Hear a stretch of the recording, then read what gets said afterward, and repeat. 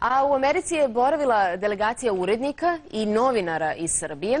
Oni su se sastali sa predstavnicima američkih medija, također sastali su se i sa predstavnicima srpske dijaspore. O tome ćete čuti u izveštaju našeg dopisnika iz Čikaga od Aleksandra Žigića. Grupa od 6 urednika i novinara iz Srbije provela je 8 dana na studijskom putovanju u Vašingtonu i Čikagu. Na kraju puta, u hotelu Holiday Inn u centru Čikaga, dobili su priznanje za učešće na programu, čiji je cilj bio upoznavanje sa radom američkih medija. Svi oni bili su gosti američke vlade, a program je organizovala američka ambasada u Beogradu. Na studijskom putu su bili Veljko Lalić, glavni odgovorni urednik lista Pres, Dinko Gruhonjić, predsjednik Nezavisnog društva novinara Vojvodine, Saša Barbulović, urednik beogradskog i jutarnjeg programa RTS-a, Amela Bajrović, urednica radija 100+, Jovana Đorđević, novinar televizije Bela Mi i Vera Didanović, urednica u listu NIN. Vođa puta bila je Marina Soković iz američke ambasade. Tokom boravka u Generalnom konzulatu Srbije u Čikagu, generalni konzul Desko Nikitović je sa predstavnicima srpskih medija razgovarao o aktuelnostima u trećem najvećem gradu Amerike. Goste iz Srbije je u manastiru Nova Gračanica u predgrađu Čikaga Grace Lake dočekao otac Milorad Lončar. On je govorio o značaju ovog manastira za Srbe u Americi, koji inače redovno posećuju i mnogi Amerikanci.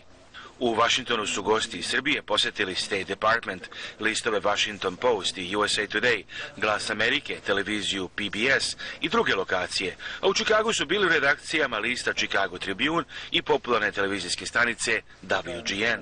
A Chicago je baš onakav kakvim ga opisuju na filmu, u pozitivnom smislu naravno. Što se tiče posete medijima, ovo je veliko iskustvo za nas. Imali smo prilike da se sretnemo sa veoma značajnim ljudima, predstavnicima američkih medija, sa urednicima velikih kuća i pisanih i elektronskih medija. Konkretno ja sam novinar na televiziji, tako da će meni puno značiti pre svega naravno obilazak televizija. Znači vidjeli smo stvarno najveće američke medije, to je neprocenjivo iskustvo. Vidjeli smo da izlaze iz krize, što je bilo također jako bitno. Znači vidjeli smo tu transformaciju koja ide kompletna sad ka multimedijima i ka internetu koju smo, jel da, znali i mi. Tako da to jeste jedno neprocenjivo iskustvo. Pričali smo sa najboljim kolumnistima, sa stvarno ozbiljnim urednicima. Prisustvovali smo kolegijumu Chicago Tribuna, što je bilo za mene ovako jedno vrlo prijatno iskustvo. Ovo je već 6. godina za redom da američka ambasada u Beogradu organizuje ovakvo studijsko putovanje za novinare.